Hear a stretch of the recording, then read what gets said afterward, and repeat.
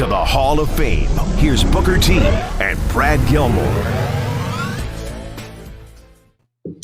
Welcome inside the Hall of Fame. I'm Booker T, 6-time world champ, 2-time Hall of Famer. Got my man Brad Gilmore here with me, as always. And guys, we getting ready to do this thing, man. We coming in hot. Today inside the Hall of Fame because it's like 100 degrees here in Houston. Yeah. We can't help but come in hot. Literally. But how you doing, man? I've been trying to beat the heat all day, man. I've been staying inside. I got me a nice cold bottle of core here, and it's literally ice cold. It's like ice in the bottle because I'm just trying to stay cool, man. I'm not going outside until the sun go down. Yo, Book, I would like to tell you that I'm doing grand, that I'm doing fine, that I'm doing fantastic. But you said it's 100 degrees in Houston. Is that what you said? It's. I know yesterday it topped 100, and I know today it feels just as hot. I haven't checked the temperature. Yeah. Well, all 100 of them are in my house right now. Every one of those degrees. Well, actually, it's 99. It's 99. Every one of those 99 degrees. All right, they're in my house right now. You know, the AC went out upstairs, but it's all right. We'll get it underway. More importantly, happy belated Father's Day. How was your Father's Day yesterday? Man, it was chill, man. Me and Rover, we just kicked it. The family, they took off and went to Indiana, and they're hanging out with the mother-in-law, which is really, really cool. My kids get a chance to take a little summer trip. And so for me, man, it was a quiet day, very, very quiet. I got a chance to, watch a little golf. Matt Fitzpatrick pulled that tournament off just yesterday. So I just kicked back and chill and relax, man, and just enjoyed life. Got a chance to go out and play 9 holes of golf yesterday evening. And I tell you, man, I haven't played golf in about 3 weeks. I haven't even thought about it or anything like that. And I think that might be the trick because I played my best 9 holes that I've played in quite some time. And I think we had 2 par 3s on that 9, and I hit 7 fairways off the tee with the driver, and the driver was, I don't know, about 250 yards for me, which is pretty good. So I was ecstatic yesterday, and it was hot like crazy. But yesterday evening, for some reason, not playing crappy, I didn't get as hot. So I felt good. For that, and then I almost like the Green Lantern. After being inside all day, you go outside, that heat warms up the old bones, and you start feeling good again. You're like, wait a minute, I might need to get a whole lot more of this vitamin C. So yeah, man, for me, it's been a great weekend. Oh man, that's great. That's great. Yeah. I knew the Open was going, or was going on, or the golf was on television yesterday. I know that you're a big fan of golf. A lot of things though went down since we last spoke. Of course, the Warriors, they won the NBA championship, right? So shout out to Steph Curry and those boys for bringing home another chip to the Warriors, to Golden State, San Francisco. A lot of things have been going on, Book. I don't know where do we start? Oh, and yes, somebody pointed out in the chat. Yes, it was Juneteenth yesterday. You know what? I think we start, man. We got to start with passing of a good friend of mine, Tim White, and we were just talking about Tim White here on the show just last week, and just making fun more than anything about how in one of my matches I ended up breaking Tim White's nose, and he said it fixed him. He didn't have to go to the doctor and get his nose fixed. His wife, thanked me forever because he never snored again after that. And then just a week later, we'll hear about the passing of Tim White. I wanted to say something, over the weekend, but I thought I'd wait till today and say something about it, just because Tim was my friend, man. It was a really, really good friend of mine, and to hear about the loss of Tim is definitely, one that hit me. It hit me really, really hard. Like I said, my wife went out of town yesterday, and she called me right before she had to get on the plane. She said, "Baby, Tim White passed today." And I go, "Yeah, I didn't want to screw a trip up, even though I knew she was going to find out about it sooner or later, but she knew how close we were." And she was like, "You want me to come back home?" And I'm like, that's the thing, you know what I mean? That's the hardest part about this business. Losing friends, man, losing people that you've been around forever, been in the trenches with, and it's inevitable, something that's going to happen to all of us, but it never gets any easier every time I hear it. And I just want to say my heart goes out to Tim White's family and all of his friends. He was a great man, as well as Dave Hebner. Dave and Earl was like two of the first guys I met when I came in the WWF back in the day. And man, both of those guys treated me really, really good. I know Earl right now, he's got to be hurt. He's got to be. And my heart goes out to Earl. And there again, another good friend, another really, really good friend of mine. Stay strong, brother. Stay strong. And God bless. Yeah, definitely sad day. I mean, two legendary referees, is how I saw it. I mean, I remember Dave Hebner and Earl Hebner, of course, in that legendary match between Hogan and Andre, where Earl made his debut, and they were the two referees. And I just remember Hogan standing there. I mean, how much was the plastic surgery, brother? How much did it cost? That was like one of the best angles ever, right there. It was the most pro wrestling angle. Plastic surgery, man.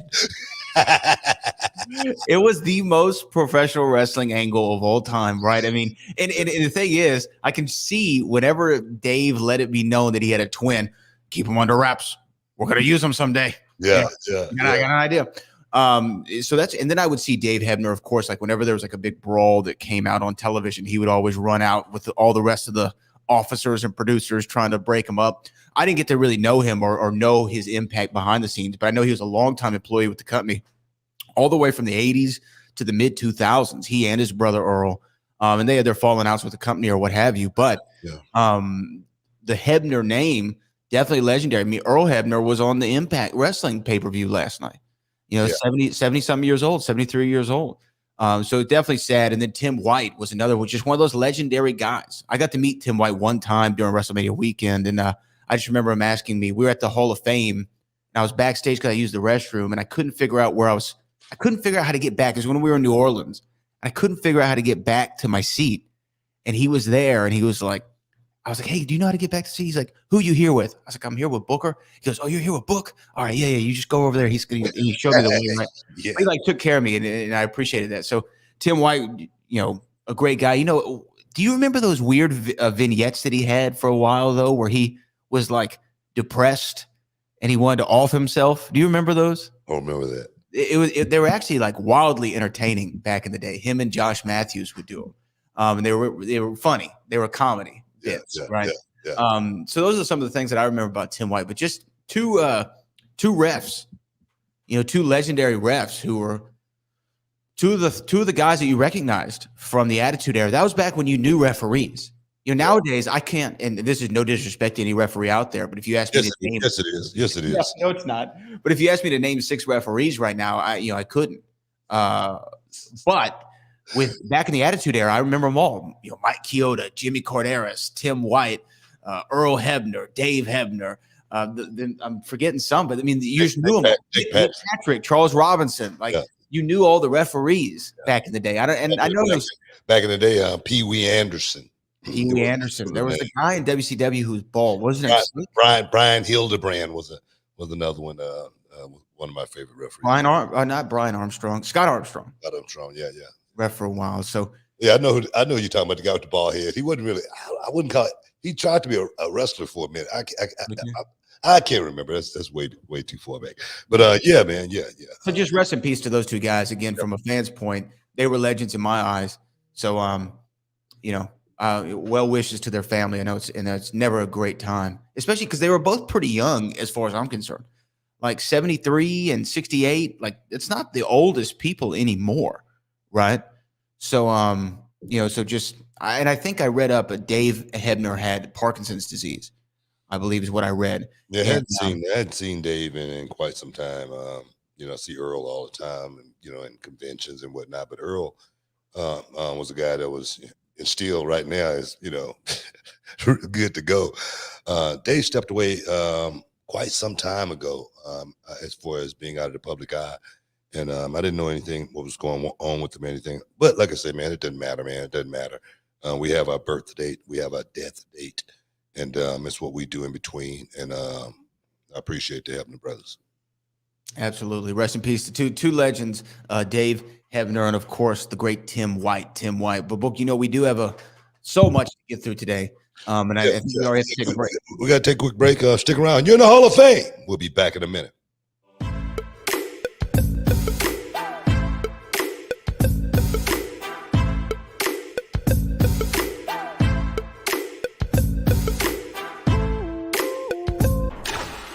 You worth it.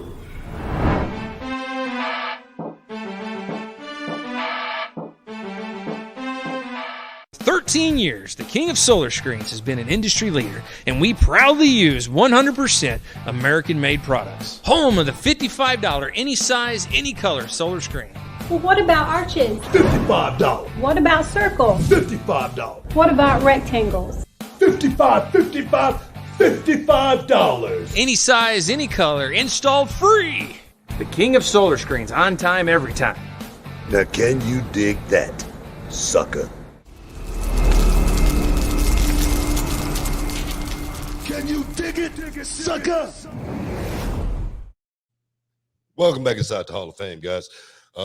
Just kicking it, everything, sports and entertainment, pro wrestling. That is sports and entertainment.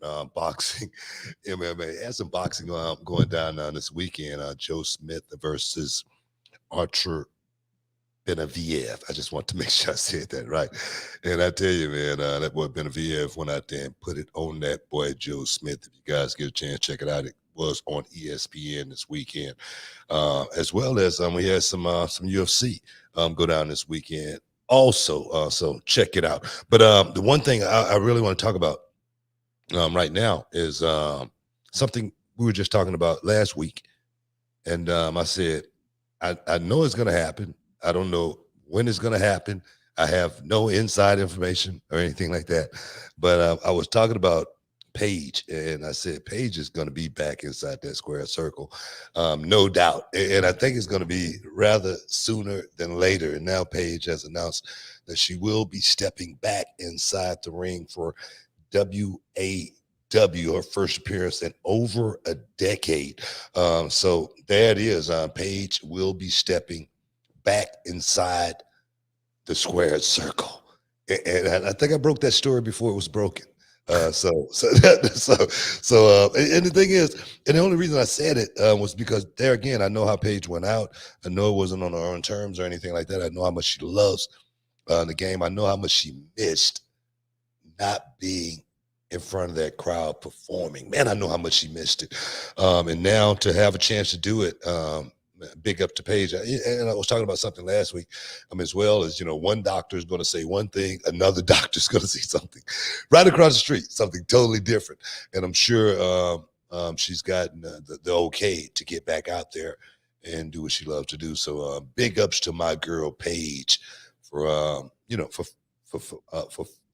living out that dream, man, and more importantly, finish it on her own terms more than anything. Yeah.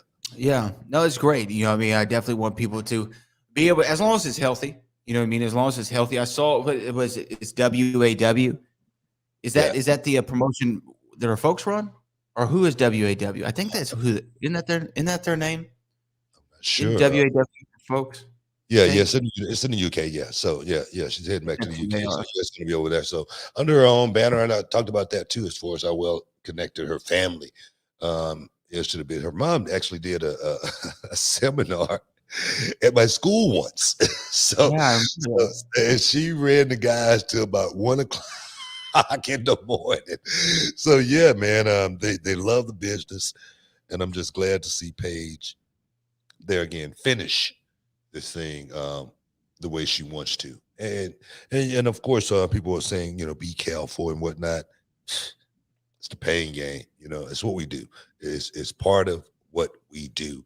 And yeah. But yeah, no, congrats to Paige. Like I said, I don't care, what you do as long as you're safe. You know what I mean? As long as she's been cleared or whatever her role is on the show. If she's wrestling a full match, if it's I don't know, a tag situation, if it's a run in, I don't know what she's doing. And that hadn't been announced, but as long as she's safe, I mean, who cares, right? Like when they cleared Daniel Bryan to come back, or they cleared Christian, or they cleared Edge. Like a doctor has to see something, right, in order to stand by his Hippocratic oath and be able to clear you. So I'm sure if a doctor cleared her, then there was reason to be cleared. And she hadn't wrestled what, like 5-6 years, something like that. 10. 10? Has it been 10 years? No, I think they said. Wait a minute. Maybe for that company. Oh yeah, for that company, 10 years. Yeah. Yeah, I guess it's been what, maybe 6, something like that. Yeah. It's been a while. I know it's been a while. Yeah. So maybe her body's been able to heal up. I don't know. I'm not a scientist. No, as long as they're good to go. Thing is, I didn't hear about Paige having an injury-prone career or anything like that before that. That seemed like it was a freak accident. Yeah, it seemed like something that could have hurt anyone at that time, and the body could have gone crazy. Like I said, I got hit in the back by Samoa Joe when I was in TNA. My fingers, toes, everything went numb. That never happened again after that. You know what I mean? So it definitely something that that happened. And it was something that was serious enough to where it had to be looked at from a perspective to where they had to take her out of the ring for a period of time. But the body does heal, over a period of time. And I just think, for Paige, she's young enough. Her body is not past that stage like mine, where, if I get hurt, it's going to take a little bit longer to heal. You know what I mean? I think, we've seen a lot of guys come back from injury like this, and most of those guys, let's just say the Daniel Bryans, the Johnny Nitros. What is he right now? He's actually, last night I believe he was Johnny Hardy. Did you hear about that? Oh, good God! No, I'm serious. He was Johnny Hardy last night. He filled in for Jeff at a AAA show, I believe. Oh, my online. Somebody confirm that. I don't want to just fake news. Back to what I was saying, guys like Jim Morrison has come back from neck injuries and they're doing fine. Okay, that's what I mean. But that's crazy. Johnny Hardy.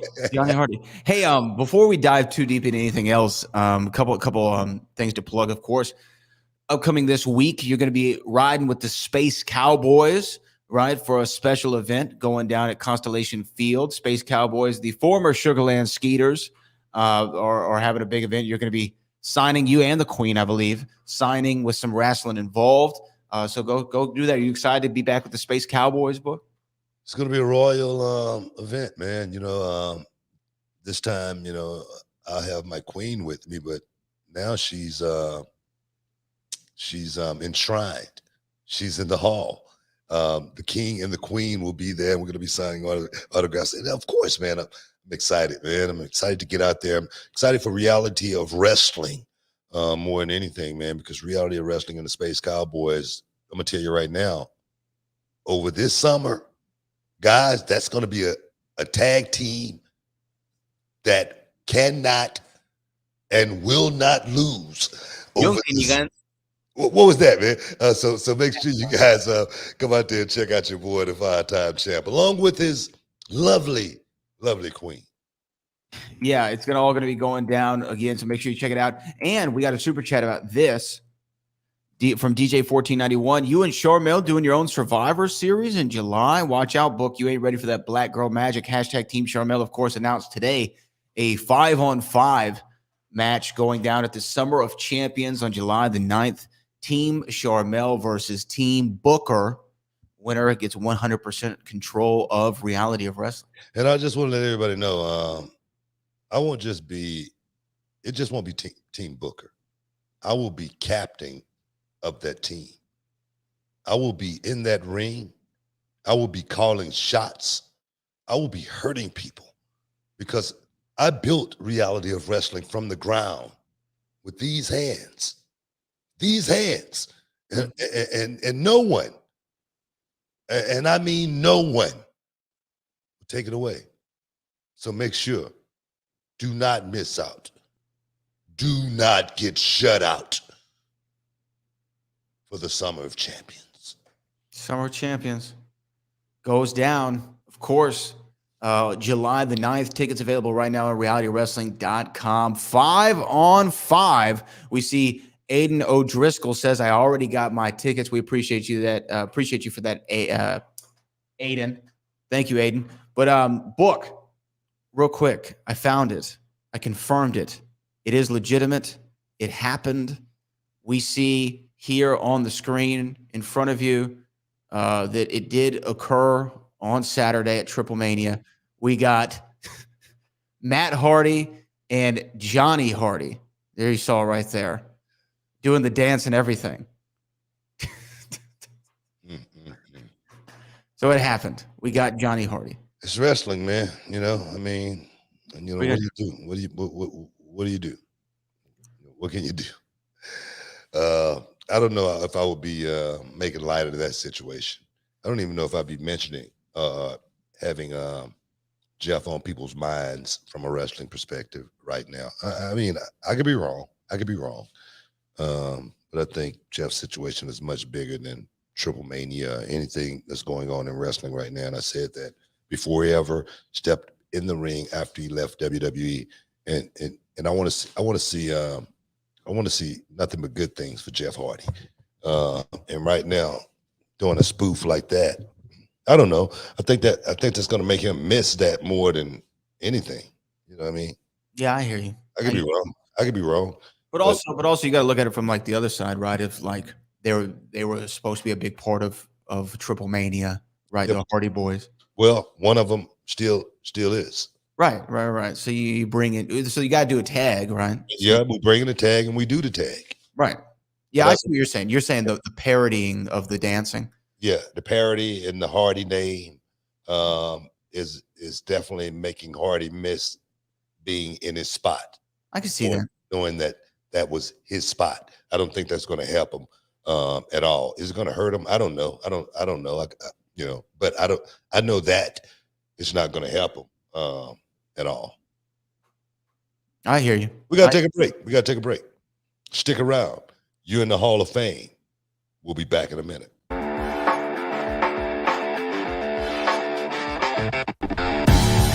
My name is Dan Miller, and I'm trained to be a professional wrestler here at Reality of Wrestling. Professional wrestling has been part of my life for as long as I can remember. Growing up, I would have the toys, I would have matches with stuffed animals, I had a little paper championship. I always had that voice in the back of my head saying, can you do this? Can you really be a pro wrestler? And one day that voice got so loud, I just had to know. So I did my research, and I found that Reality of Wrestling is the best training ground in the whole country. You could sit down and turn on the TV every night of the week to watch pro wrestling, and you'll see someone who got their start in this ring.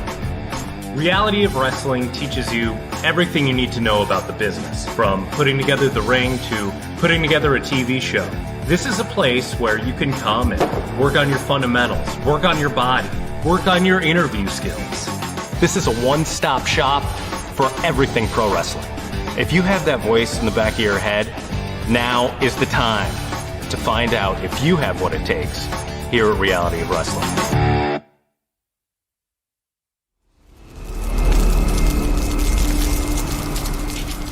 Can you dig it, sucker? Welcome back inside the Hall of Fame. Man, my dog is going crazy in here, man. He's got a bottle and he's tearing it up. He's making all kind of noise. I'm like, shut up, man. Just chill. Well, it's not only your dog who's in here doing a lot right now, because I was laughing at, it looks like your daughter, Kennedy, has sent in a message to you, Book. What's she saying? Well, here it is right here. And I think that you actually might have to put eyes on this in order to really appreciate the post. So this came in from Facebook. Oh, look at, there's King Rover. Oh, he's already gotten big. Look at my boy. That's my boy right there. Look at him. He looks great, doesn't he? That's a handsome dog. He's a great looking dog. He's got a tuxedo on and everything. He's ready to go out and go partying. How old is he? He's like about 3.5 months. Wow, he's gonna be big. He's gonna be huge, man. He's gonna be big. King Rover makes his first Hall of Fame appearance, and here is the message from your daughter. Hi, Dad. It's Kennedy. Can you try to say? No, I'm not going to even try to say it. She always tried to test me.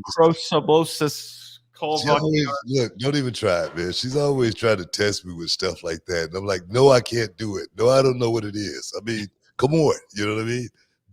They shouldn't even be listening to the show.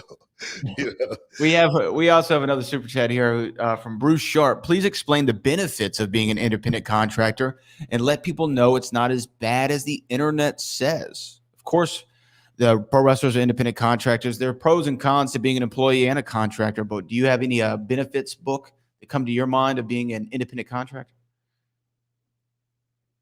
You know, you get to write off a lot. That's the one thing. That's the one thing. You get to, save a lot of money on taxes and whatnot. But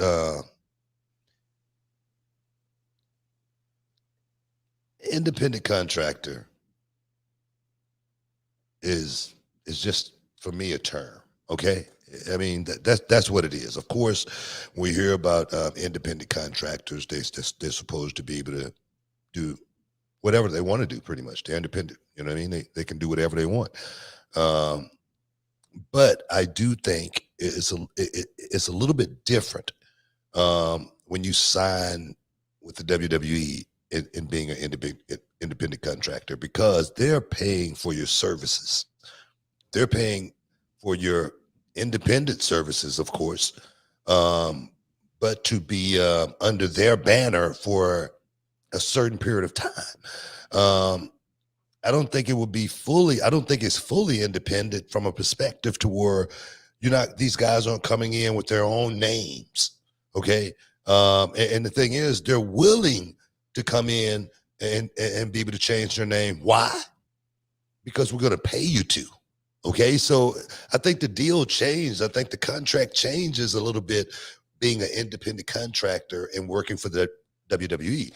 Now, I was one of the lucky ones where I was able to come in with my name, Booker T.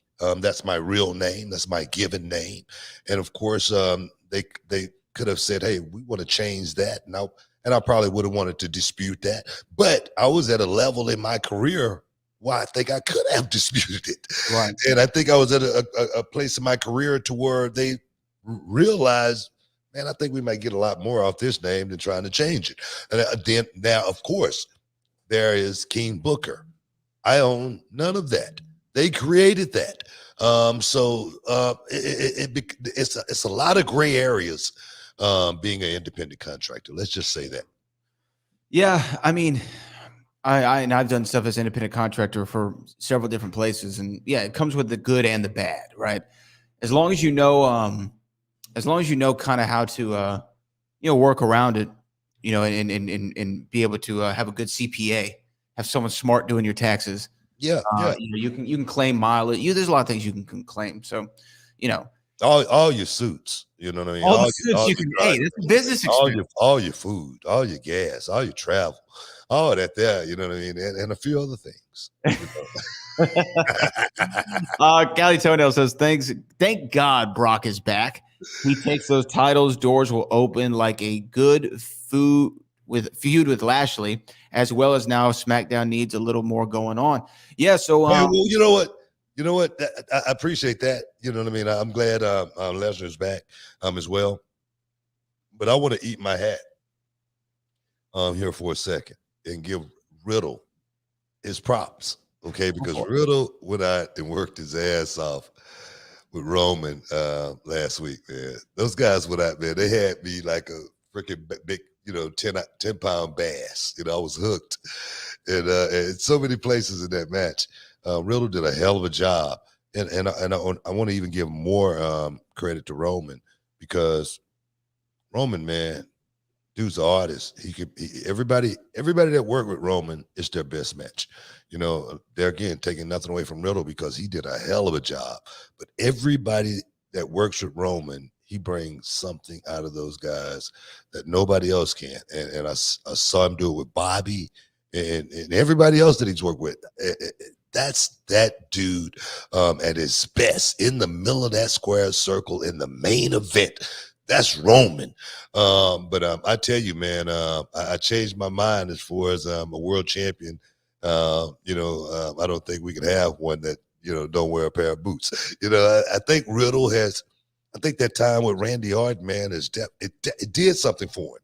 It did something for him. I just want to, give props where props are due. There it is. Boom. Yeah, of course. Riddle went out there and, Riddle had to step up because apparently Randy Orton's out for the rest of the year with injury from what we're hearing. I hope somebody right about that. Book, it was too nice. It was too good. You gave props to somebody, which you never do, right? If you listen to the internet, you don't give props to anybody, Book. No. You're a hater. I hate everybody. Hate them all. Hate them all. We'll get to Book. We'll get to Brock in a minute, but you just went in on Adam Cole, right? You know what? I'm hearing that I criticized Adam Cole. You body shamed him. I see comments that I'm body shaming him. I don't know. Maybe people just think I'm just talking just for the hell of it. I like Adam Cole. Adam Cole, actually, I wouldn't call I think it would be too far to call us friends. Okay, but I'm a fan of Adam Cole. I think Adam Cole and I are tight. I think him and his wife Britt Baker. I think her and I think we're tight. And I think people are just trying to make something out of it. People want to make it look like I'm hating on an AEW guy, and I'm not. If I didn't like Adam Cole, I wouldn't be saying, man, we need to get some muscle on him. I'd be saying a whole lot worse than that, I think. You know what I mean? Opposed to trying to advocate how we could, make Adam Cole look better, I think I would be saying a whole lot worse. You know what I mean? If I was trying to down Adam Cole, but that's what the internet does, man. They'll take anything that, I say and try to make it clickbait. Like I criticized Adam Cole, which there again, I don't think I criticized Adam Cole. I think I saw a comment where it said that, when he was in WWE, you didn't hear me say anything about Adam Cole. Well, I think what I said about Adam Cole when he was in WWE, man, I think this guy could be the next Shawn Michaels. That's what I said. Mm-hmm. That's what I said about Adam Cole when he was in the WWE. And why don't I say that now about Adam Cole? It's because he's not in the WWE. Okay, it's because he's not in that structured environment like Shawn Michaels was in that structured environment to get him to that point. Shawn Michaels wasn't that big of a guy either. Shawn Michaels was barely 200 pounds, but Shawn Michaels worked like he was 230, 240, 250.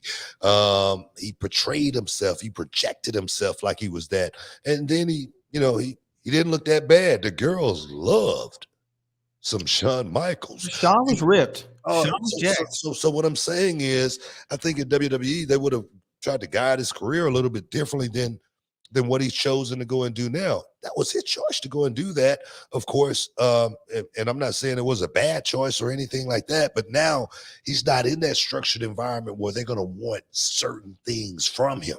And I think, me personally, pointing certain things out to Adam Cole, hopefully he's going to look at it and go, well, maybe Book's got a point, maybe more than anything.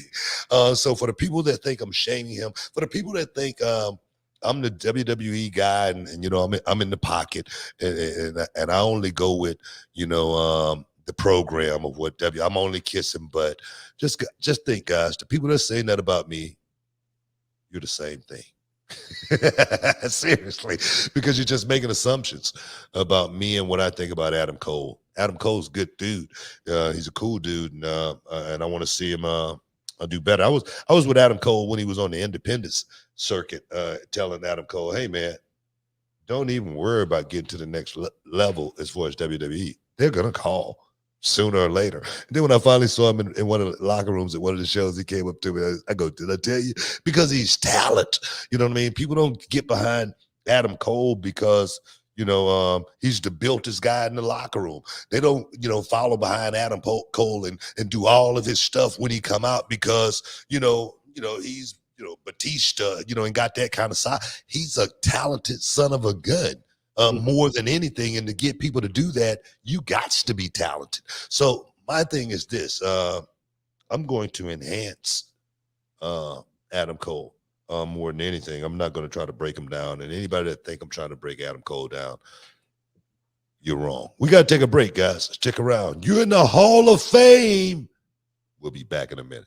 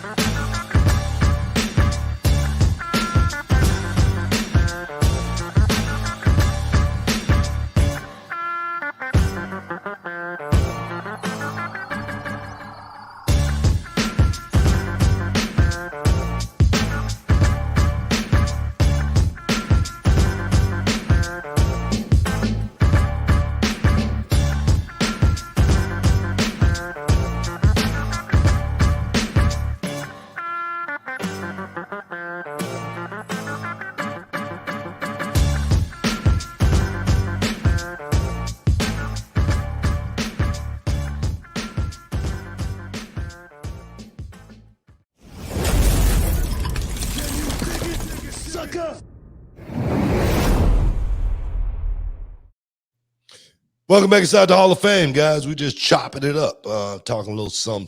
Everybody want to just call me a hater. I'm not a hater, man. But where are we, man? We got any more super chats? Super chats right now. I think no, but if you have a question or a comment you want to leave for Booker T, you can. We didn't get to talk though about Brock being back. Brock made his return on SmackDown after that match with Riddle and Roman Reigns. What did you think of that? Of Brock being back, and now they set it up for SummerSlam.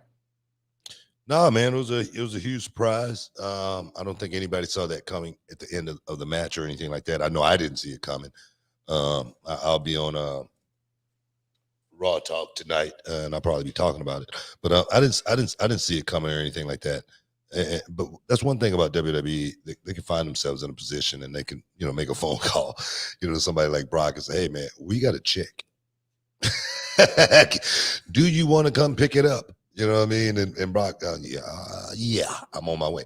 It's one of those type of deals. And to see Brock back in action, I think it's going to be good. I think it's going to be good for the business. I think it's good for, everybody's been wondering who's going to be the guy that, to face Roman.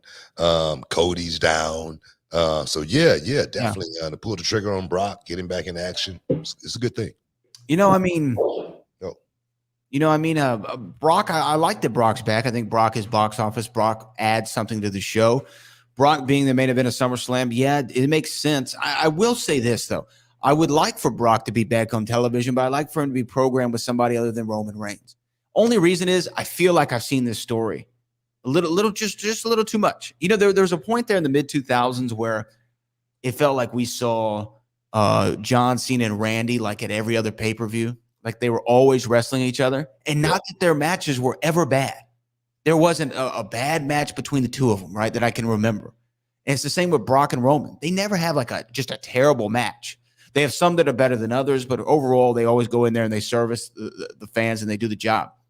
But I feel like we've seen it too much.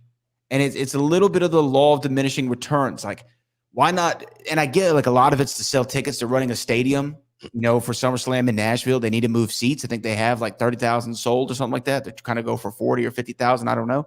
Yeah. So I get the moving of tickets.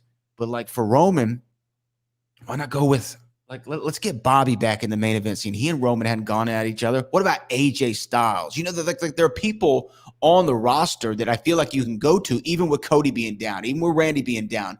Use this as an opportunity to elevate or to get somebody back in the mix, because it does feel like it's just been Brock and Roman. That's kind of the match that we always come to. Yeah, I get that. I see exactly where you're coming from. You got guys that's I wouldn't say sitting on the sideline or anything like that, but you definitely can infuse these guys and put the rocket on them and put them right back into the mix, of the full boom, with the drop of a hat, or with the stroke of a pen. So I totally understand that. AJ Styles is a guy who just not too long ago, he was the guy, right? Mhm. And, Right. and I get it. I totally understand. How you gotta go with what's hot. And Roman been hot now for what, going on 2 years, almost 2 years. Yeah. No, he's been running for a while, man. And Long while. so yeah, it's definitely he's definitely gonna have to take a pause, take a break sooner, sooner or later. But I don't know, man. That's the hard part. That's the juggling act right there. As far as who do you want to put back into that position? Like you said, you got AJ, you got Bobby. Right. Okay, who do you got after that? You got AJ, you got Bobby. I mean, I don't know. I'd have to sit and like kind of look at the roster. You always have Seth Rollins who's in the mix. You got Drew You got McIntyre. Drew McIntyre, Seth. Mhm. There's some out there, I'm sure, that I'm just blanking on. Well, Edge now apparently is coming back as a baby. You got Edge, right? Edge can move tickets for SummerSlam, I would think. Yeah. So you got a few. You definitely got a few guys who you can, mix up with. But to me, I don't want it to sound like I'm being negative, but I just think it's a little bit of an indictment on your roster. A little bit, right? When you got to keep going back to the same marquee match. And it's not like it's but Brad, you just, I understand, I get it. You know what I mean? You're saying you got to keep going back to same marquee match.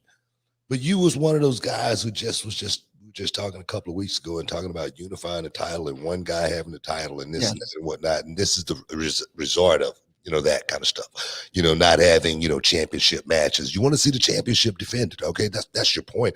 And I don't think it's just Brock. I don't think it's just Roman. Just like you just said a minute ago, you want to see AJ, you want to see Bobby. And with this thing being unified the way it is, this is the result of it. So you and a lot of the people like you ask for this. No. That's the way I see it. You could see it that way. That's not what I'm saying. But is it not true though? Is it not true? Is it not true that we're seeing less people get shots at the world title because they're exactly my point? Yes. That is true. That is true. So was I right or wrong on that?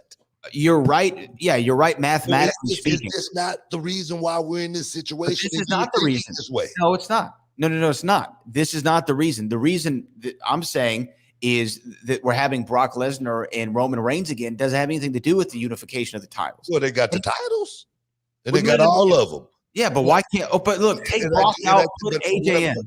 But what I think, take Brock out, put Bobby in. That's all I'm saying. I think if Bobby and AJ was wrestling for one of the other titles, well, for one of the titles, and Roman and Brock was going for one over here, Brock just making his return back to kick Roman's ass, I don't think you'd have a problem with that. I may or may not. I don't think we would. I don't even think we would be having this conversation as far as Brock and Roman and how many times they've gone against. Because there again, it's not about that. It's about the defending of the championship. I know it's hard. I know it's hard to agree with me on stuff like this. No. Like the people out there, sometimes that's on the internet. They know I'm right, but they just can't admit it.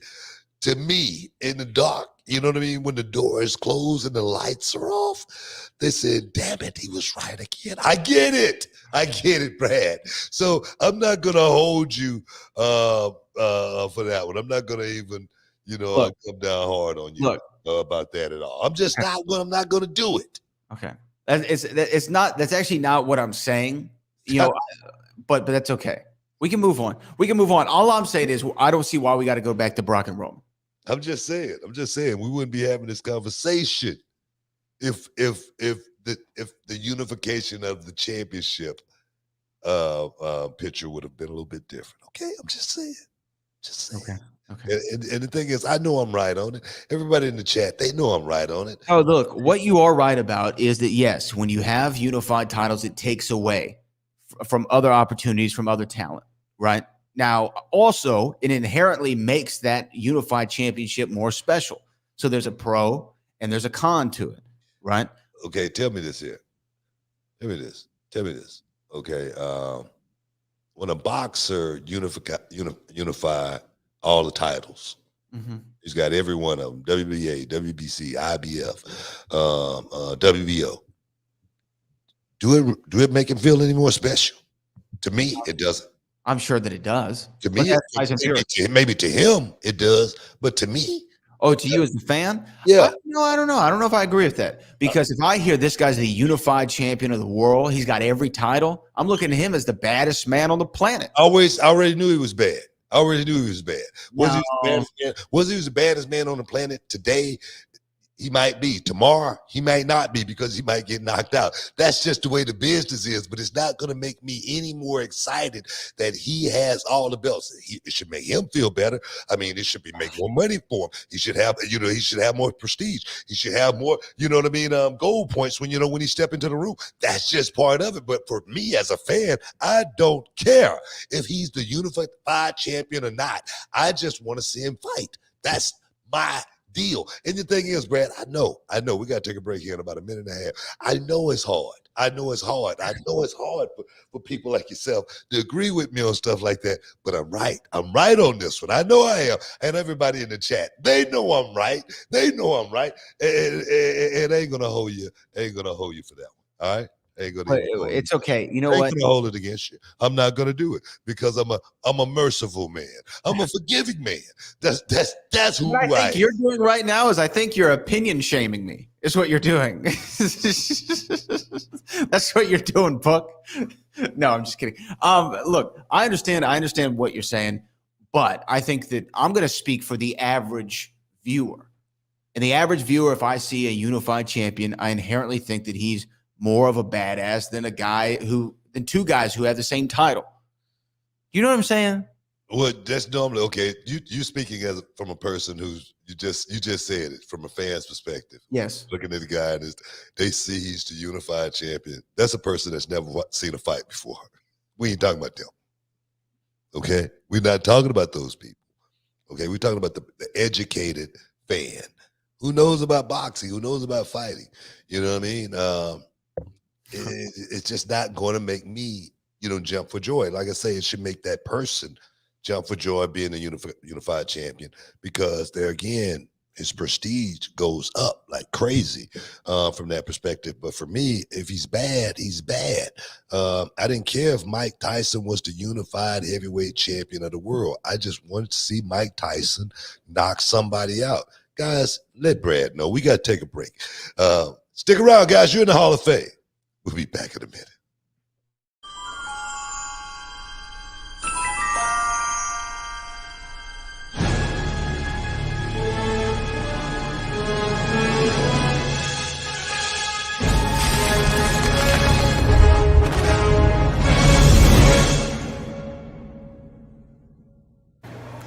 On the indies for a couple of years, and for me, I could not take that experience back for anything. I mean, learning how to wrestle in front of 6 people and trying to draw emotion out of people who maybe just by happenstance came across the show, but to work with conditions where the ropes some are too tight, some are too loose, some of the rings had big dips in it, trying not to trip over the canvas, and just having that experience of working in all these different, every ring was different at every indie show that I did, and so to know that I have to put on a good show regardless of the circumstances, even if the ring doesn't show up and I have to wrestle on a gymnasium floor, hoping for the best, it really, really helped shape my ability to be able to think on the fly and made me who I am today. What's up, this Booker T, 2-time Hall of Famer. I know you're checking out the shine, checking out the gloss. I want to thank you guys for checking out Row on YouTube. Hey, don't forget to click and subscribe to check out all the latest content right here each and every week. Now, can you dig that, sucker? Can you dig it, sucker? You're listening to the Hall of Fame. Here's Booker T and Brad Gilmore. Welcome inside the Hall of Fame. I'm Booker T, 6-time world champ, 2-time Hall of Famer. Got my man Brad Gilmore here with me, coming to you from H-Town, ESPN 975 92.5. And guys, we're giving it to you just like I always say, man. I'm giving it to you straight right here inside the Hall of Fame. I ain't pulling no punches. I'm telling you like it is. And the thing is, man, it's all real. It's all real. It's everything I'm telling you guys. It's real. One thing, guys, and I want to jump into it. I want to jump into it right now. I don't even want to waste no time. I don't even want to waste any time. Other than say, Brad, how you doing? You good? I'm good. I'm good, Book. What are we not wasting time over? It's like a movie I saw back in the day. Wesley Snipes was in it. The brother told him, look, man, I'd like to get right down to it. Okay. It was about just taking care of business. And that's what I'm about today, man, here inside the Hall of Fame. Just trying to get right down to it. I was talking just a few weeks ago, and I said, man, everybody all over this Ric Flair final match deal, okay? People like this, that, whatnot, and the other. And I said, look, man, it's Ric Flair. It's his last match, and he's going to do it. He's going to walk that aisle. He's going to do it the way he wants to do it. I mean, he's that jet flying, limousine riding son of a gun. And people was, like saying this, that. And I said, look, man, if Muhammad Ali came back and Joe Frazier came back and they were fighting in the Garden, damn it, I'm buying a ticket. I'm going to be there. I don't care how old they are, what they look like. I'm going to be there. If Elvis came back and he had a show here at Toyota, that something going to be sold out, however many nights in a row before he take back off and go to heaven or wherever he's at. I'm serious, And I said, Ric Flair, no matter what people may think, if you in the vicinity of this match, and you're a Ric Flair fan and been one for years, you got to understand the Ric Flair fans, they ain't all about Twitter and and Instagram. Most of them, most of them not Ric Flair. Ric Flair, I think he's a little bit different than most people his age, that watched him coming up.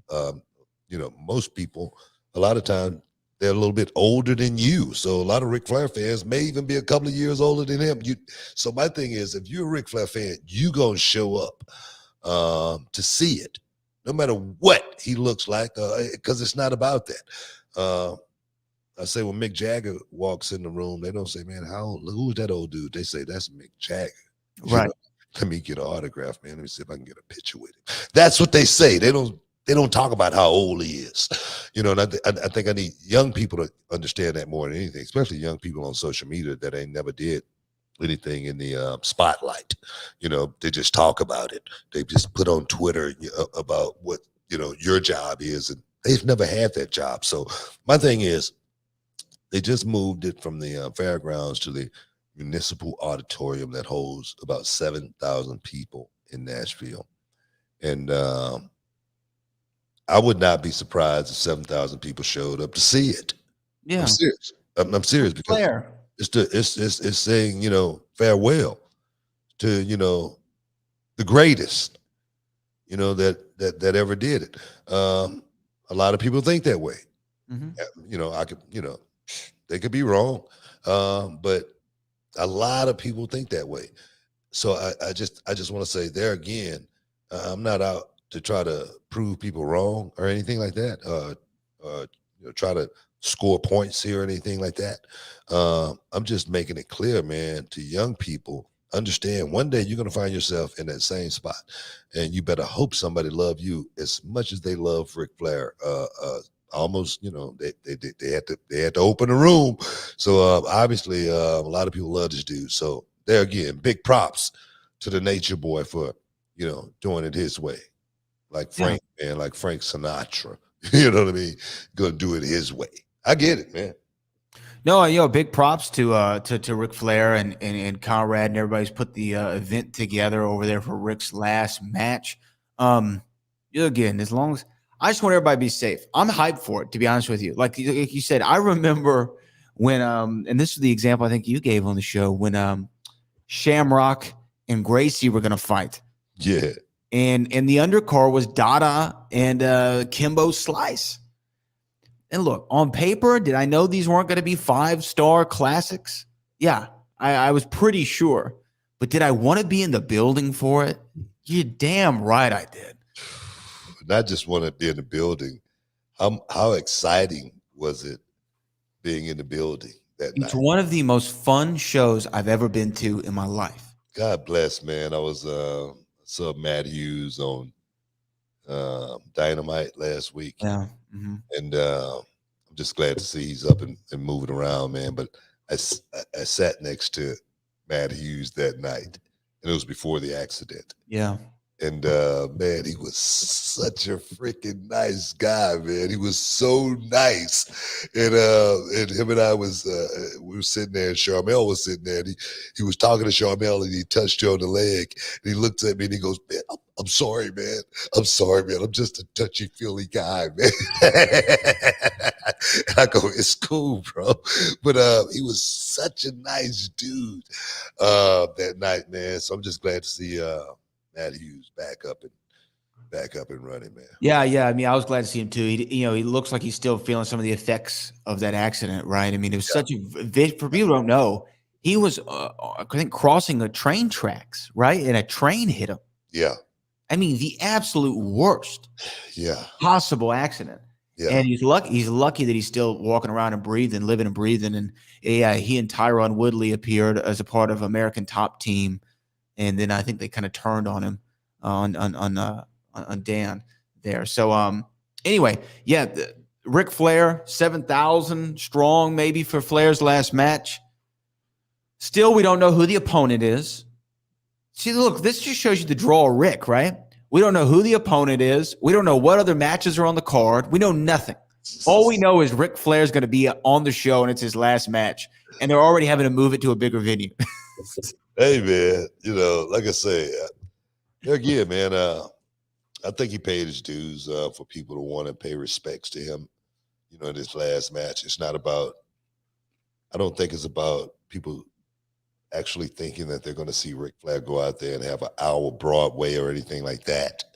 I don't think they're going to be thinking about the old history of, him and Chief Wahoo McDaniels when he's out here doing this. I think it's going to be a great send-off for Ric Flair doing it his way, opposed to the way someone else scripted it on their show. That means a lot. I think for me, I think I can honestly say when I do stuff for Reality of Wrestling, like, we got this big 5-on-5 coming up for Summer Champions. When I do stuff like that, man, I get so much out of it, you know what I mean? Because it's not WWE, it's not WCW, it's mine, and I'm finishing it my way. I don't know if you remember my brother and I, when we had our final match, the final heat, me and my brother, we wasn't nowhere near our prime. But that Pasadena Convention Center, it was sold out, bro. It was sold to the real that night. It was an awesome freaking night for my brother and I. Fans came like from out of town, all over, to come and see my brother and I, and we didn't even think about it. I really don't even think we thought about it that way. But so many people came out to pay homage to us. So I can only imagine, what the show going to be like for Ric Flair. It's going to be styling and profiling, I'm sure. Limousine riding and jet flying, Booker. And you know what? As well as Crockett Promotions, where Ric Flair started. The rise of Ric Flair started in Crockett Promotions. So yeah, this is a lot bigger than one really thinks. Yeah. Shout out to the Nature Boy Ric Flair. We still got much to talk about, Book. There's things going on in the world of wrestling news and stuff. Update maybe on Sasha Banks. We don't know. Possibly, potentially. A lot happening right now, and I think we're about due for a break. But where do you want to go after the break? What should we tackle next on here this news day in the world of pro wrestling? Everybody's still wondering about the Sasha thing. Everybody wondering if it's real or not. I've read a couple of different things about this, and one was her lawyer was actually working on getting her released. I read one that WWE released her weeks ago, and this only happened weeks ago. Yeah. So it's just a lot of stuff out there right now. But definitely we can dive into what's going on with Sasha, because Sasha, she's that chick. I don't see Sasha slowing down, not one bit. So let's definitely delve into that. But we got to take a quick break, guys. You're in the Hall of Fame. Stick around. We'll be back in a minute.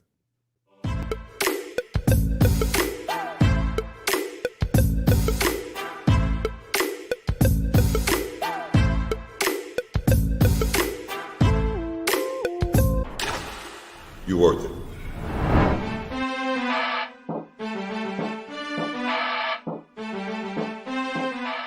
Walker Texas Ranger handles the bad guys with a roundhouse kick.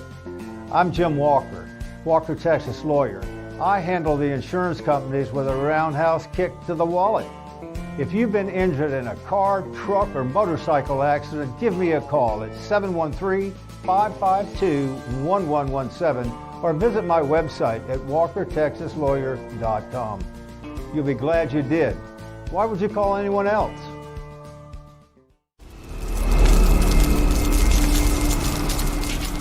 Can you dig it, sucker? Welcome back. Welcome back. Welcome back. Welcome back. Welcome back. I hated that song, man. I hated Welcome Back, Carter. And when Mace did that song back in the day, when he made his comeback, I was like, he's done. He's finished. I swear. You didn't like Welcome Back, Cotter? Yeah. You like the show? I hated the show too. Vinny Barbarino was my favorite character on there. Of course. And Washington was pretty good too. Yeah, But you hated the show. But I hated this. It wasn't like one of my favorite shows. Even though I used to watch it. I don't even know why I used to watch it. It's one of those things. When I don't know. I guess I was just a kid, and it was something that was on television, and I would watch it. But it wasn't one of my favorite shows. Even though I knew Horseshack. Horseshack was kind of funny. I guess it was kind of funny, but I don't know. Wait, we were talking about Sasha. I got mixed feelings about it. Let's just say that. I can tell. We were talking about Sasha Banks, and Sasha Banks, of course, walked out of the of WWE along with Naomi about a month ago ish. You know what gets me when I read stuff and they say Sasha and Naomi staged a walkout. What the hell does that mean? Yeah, it sounds like it's not real. Can somebody tell me what does staged? I guess that means like it was pre-planned, right? And that it seemed like that's what that means. But if they had all kind of stuff going on, it was a disagreement. I don't see what is staged come in. That's where the clickbait come in. That's where people try to get like extra, clicks and make people look at it a little bit staged. What? Are you kidding me? It's almost like forming a picket line, you know what I mean? That's what that's what that means to me. Okay. I could be wrong, but go ahead.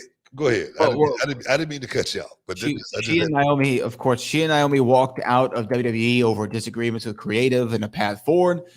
Since then, we haven't really heard anything from either one of them, but now Sasha Banks, the rumor for the last, 3 or 4 days, 5 days, has been that she has been released, or at least requested her release, and they're in talks of releasing her. There's been no official word from Sasha or WWE at the current moment, at the present juncture. But you were saying before we went to break that she's that chick, I think is what you said. And what does that mean exactly to you? What do you mean by that? She's that chick. And if she is done with WWE, what is her legacy for the company? I just think she's when I say that chick, she believes in herself. She believes she can do anything. You know, I think you put her in a position, she's going to shine as well. She's already made a mark for herself. All she got to do now is just sustain it. You know what I mean? And keep her relevancy. And I think she's young enough and as well as talented enough to actually do that. And I don't actually necessarily think it has to be in the wrestling ring or anything like that. I think she can totally get away from wrestling if she wanted to.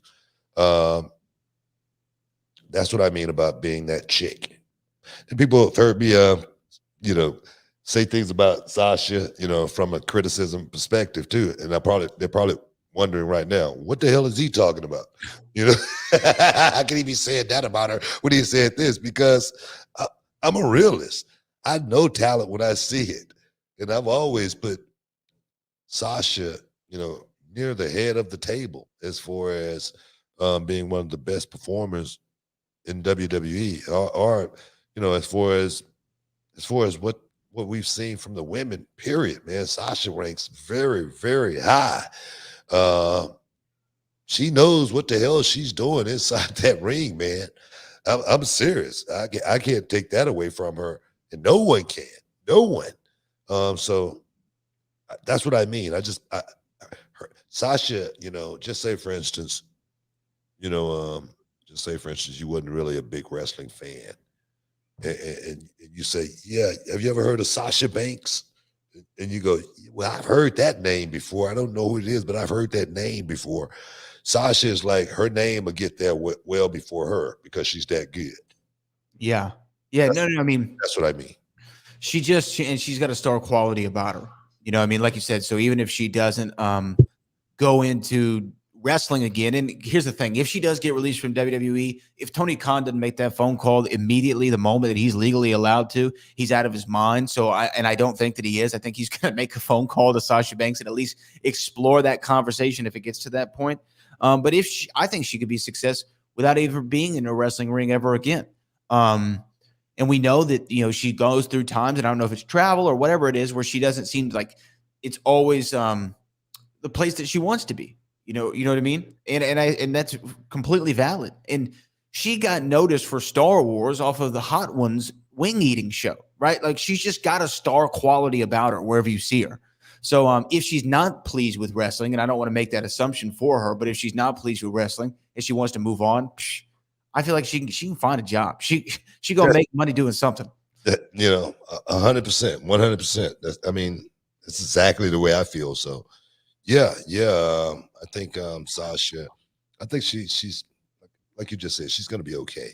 She's one of those. And then you just said something a second ago as far as Tony Khan making that phone call quick and making it very quick.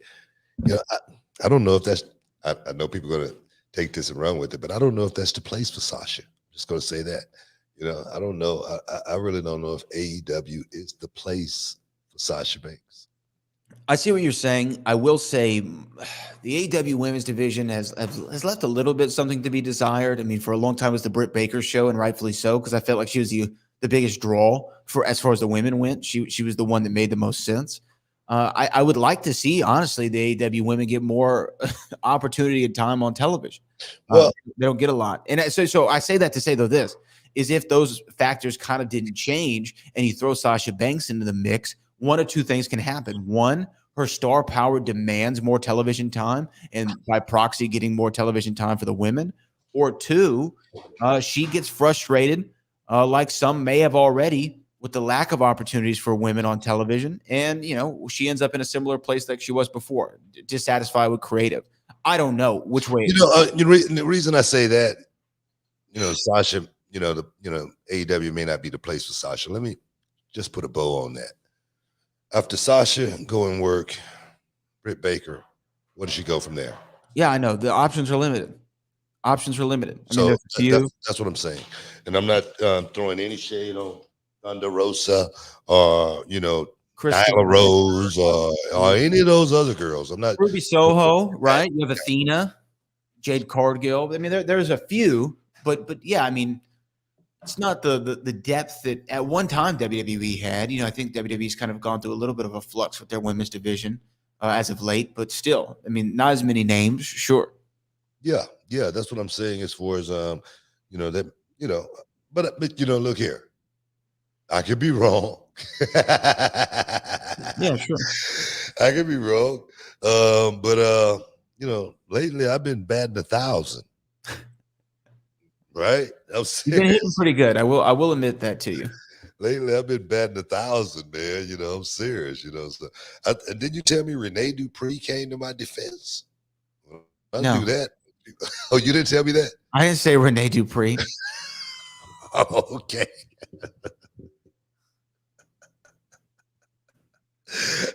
I thought you did.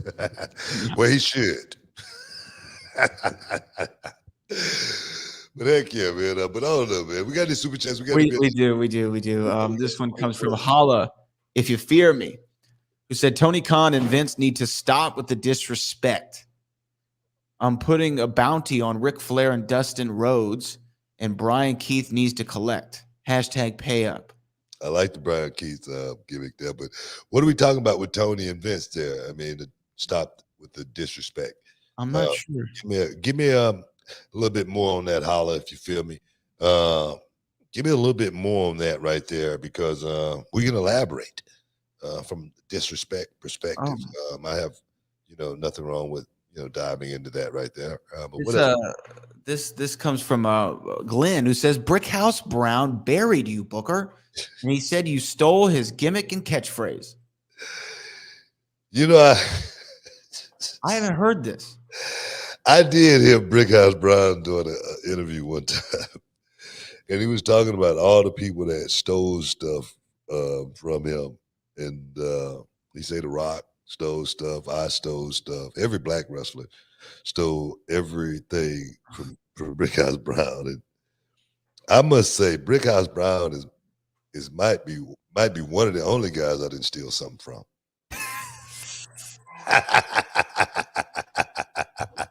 You're admitting to theft, just not of Brickhouse Brown. Yeah, I'm serious. I might have stole from Iceman King Parsons. You know what I mean? Because Iceman was bad, man. Iceman was cool. Man, just Rudy Poot. You know what I mean? That's what Iceman was. Iceman was the man when it came to talking a lot of stuff. But I don't remember Brickhouse Brown at all being that guy to steal something from. So I can say this: I never plagiarized anything, not one thing, from Brickhouse Brown. Not one thing.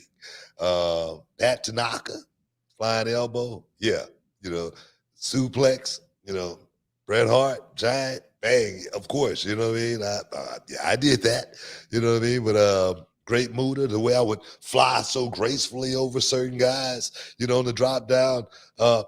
Yeah, I like the way Muta did, but no, not anything was in my repertoire from Brickhouse Brown. Unlike R-Truth, that stole everything from me. But that's cool. That's cool. Stick around. You're in the Hall of Fame.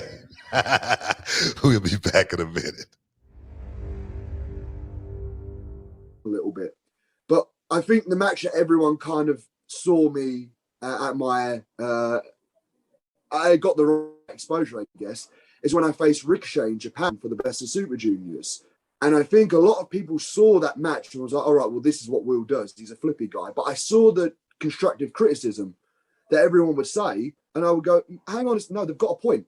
They have got a point. We could have done some stuff different. We could have done this, that, and that different. And then I got in the ring with a guy called Shibata. And in New Japan, like, he was like top, like, do you know what I mean? He's like he was one of the new generation Three Musketeers. And I would be like, yeah, I want to do this, I want to do that, I want to do that. And he looked me dead in the eyes. Like, he just looks at me, he goes, no. Oh, mate, I am so scared. And he didn't, honestly, he didn't tell me a single thing of what we were going to do until I got in the ring. Yeah. And I was so scared.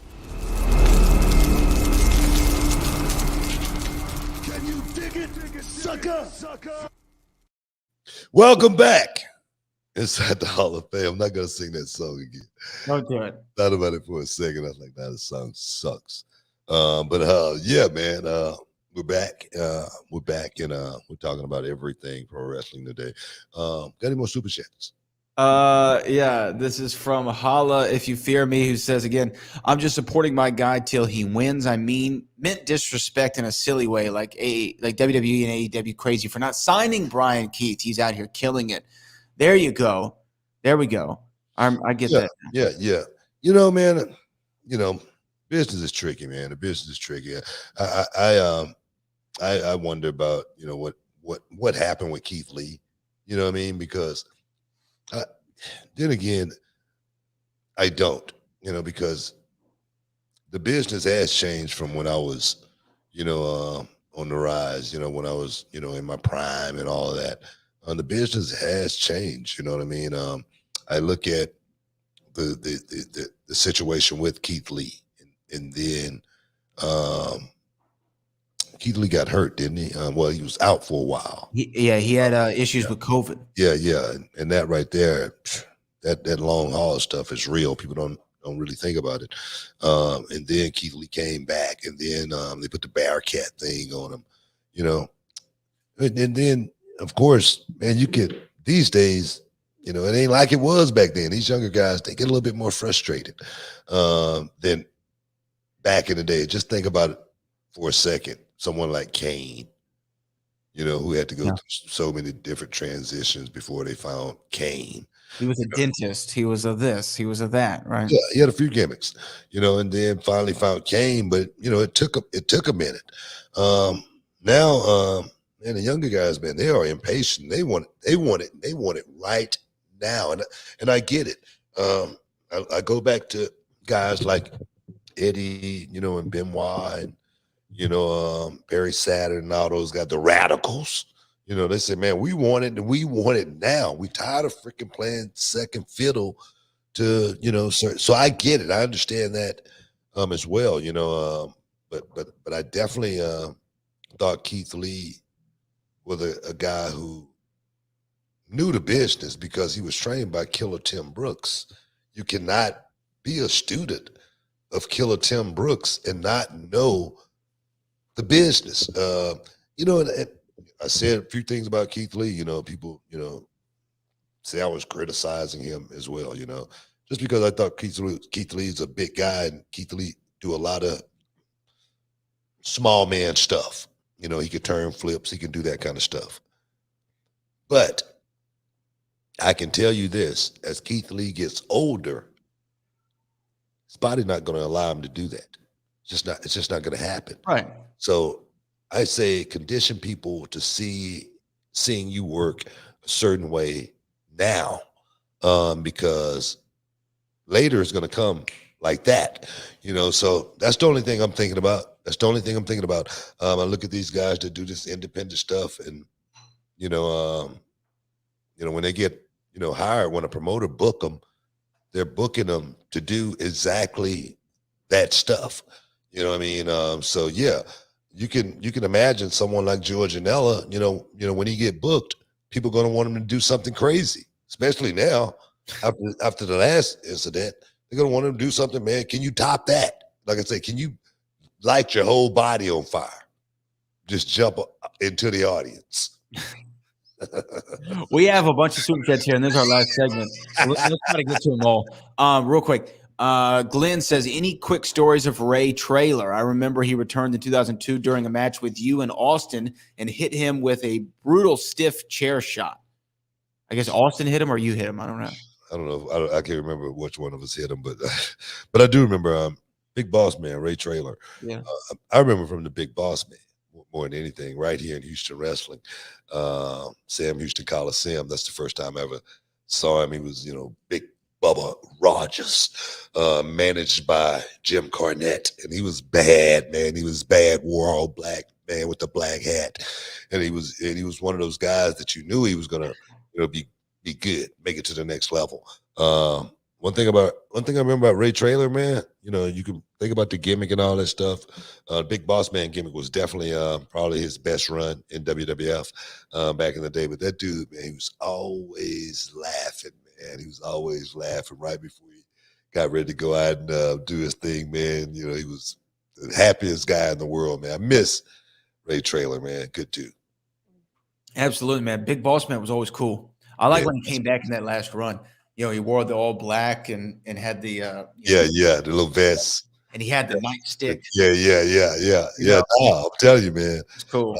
But like I said, I don't know. You may have never seen Big Bubba Rogers. I think that was. I saw Big Bubba Rogers in WCW, like early '90s WCW, and then of course I saw him as Boss Man in the early '90s in WWE. But yeah. This is from Aaron C. Me and Brad went back and forth about this on Twitter. Yes, I remember this. Why is Seth being buried? A top of the card guy like Seth doesn't deserve to lose 3 times in a row. I don't think that it buried Seth at all, but you can say what you say, Book. I don't think that buried Seth. Buried is a very, very harsh word. As far as, you know, from wrestling terms go. I think Seth knew what his job was. More important than anything. His job was to go out there and make Cody Rhodes, you know, and sometimes you need someone. I need someone like Seth Rollins to actually make me and make me relevant again. And it's not that many people that can do it, and especially do it like Seth Rollins. You know, I remember, I don't know if Bagwell will remember this, but I remember when Bagwell came back from his neck injury, and he goes, I was working Bagwell, and I saw it on the sheet, and I was going to be putting Bagwell over, and I'm like, what's going on, man? I'm the number 1 contender here. I just won the number 1 contenders match last week, and now I'm going against Bagwell, and they want me to go out there and put him over, and that's one of the few things I think I questioned. And Bagwell, I was talking to him about it. I go, bro, I'm the number 1 contender. If you beat me, that's going to make you the number 1 contender, right? And he goes, bro, I need a big win, bro. He never got that win that night, but because we ended up changing it. But I understand sometimes you need certain guys to give you the rub, you know, and Seth is a soldier, bro. That's what he is. And I don't think that's going to diminish Seth Rollins when he wins his next title at all. Yeah, whenever Seth wins the next title, we won't even remember this. Like, we won't even remember this conversation. Exactly my point. Real quick, so Mr. Philadelphia, hey, Booker, besides Bret Hart and The Rock, was there anyone else that you wish you had a longer feud with? Kurt Angle. We had a long feud, but we didn't have a lot of wrestling matches. You wish you had some more mixture with more matches because Kurt was like so freaking good, and I just want to get a piece of that. I just want to just have that, you know, in my, you know, on my resume, you know, being able to go toe to toe with Kurt Angle, an Olympic gold medalist. I always tell the story about, you know, if you work with Kurt Angle, if you didn't keep up with him, he would bury you.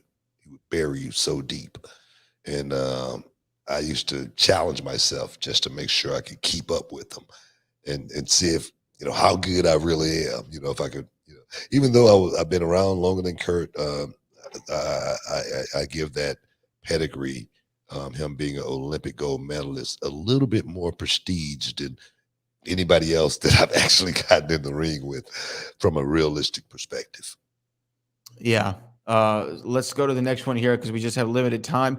Cali Toenail says, I'm glad Corbin has moved on. I didn't see the reason for the last laugh match when he lost at the pay-per-view. I like Pat McAfee, but I hope Corbin wins. Corbin's a player too, man. Corbin, you know, has put the Madcap in a great position. Madcap had a great match with Corbin as well. That's a team player right there, man. Corbin's the guy that's going to be around for a long time. I don't think you have to worry about not seeing Baron Corbin on the WWE roster just because he knows his job. And that's the key word. He knows his job. Okay? Keep it rolling. Yeah, and then we'll go to our next one here, which is Glenn. Wikipedia says you're 6'3", but there are some sites saying that you're only 6 feet tall. Please settle this and give us your real height. I'm about 6'2.25". I guess I may not be right at 6'3", but with your boots on. Oh, with my boots on, I'm 6'3". Yeah, and I've always been over 230 pounds. No one can dispute that. I've never been 250 or 258 pounds like I used to say when I was wrestling, but I am over 6 foot tall. Okay, there you go.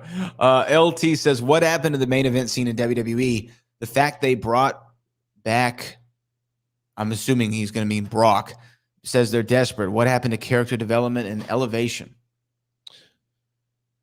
I wouldn't call it desperate. I would call it pulling the ace out. That's what you do.